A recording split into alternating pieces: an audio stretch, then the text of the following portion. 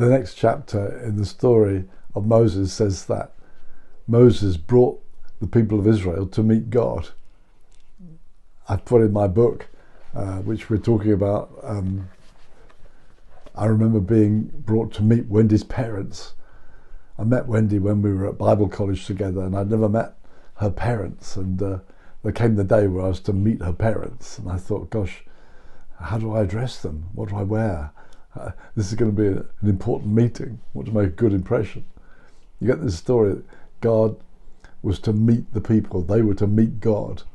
And it says they came to the mountain, and the mountain suddenly filled with smoke and fire, lightning, crashing thunder, and a trumpet that grew louder and louder. They're absolutely terrified that they're coming to meet this awesome God who can light up a mountain and make it shake. They're coming to meet this God. There come the instructions: don't even touch the mountain.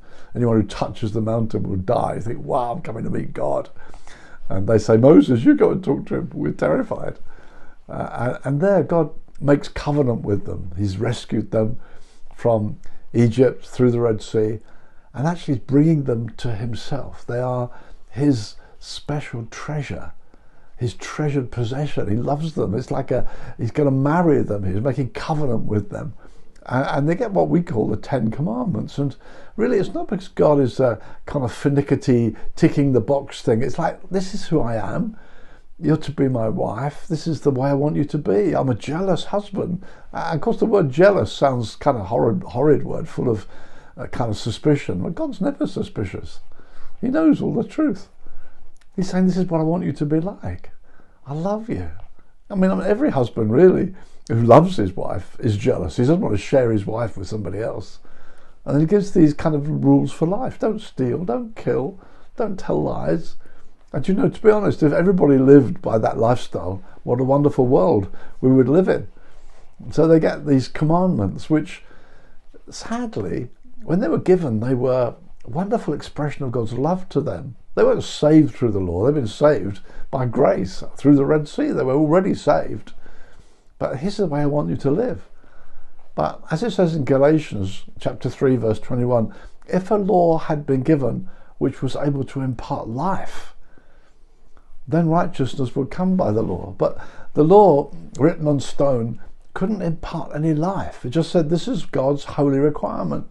And tragically, that law, which was meant to express their marriage, became a burden to the nation. And the law really tied them up in knots. And in fact, in the end, the law became an enemy. It began to drag them down. And they felt guilty before God. They felt estranged from God. And so we have the wonder of Jesus coming. And the Bible is wonderful new covenant where it says the Lord Jesus came. He died, the just for the unjust, that he might bring us to God.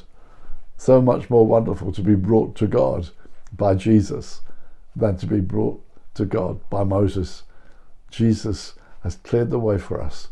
We can call him Father. Jesus introduces our Father to us. So Moses brought them to God. Jesus brings us to God that we might know him. Not scared to touch the mountain, but to draw close to experience his love and his embrace. Enjoy the love of God.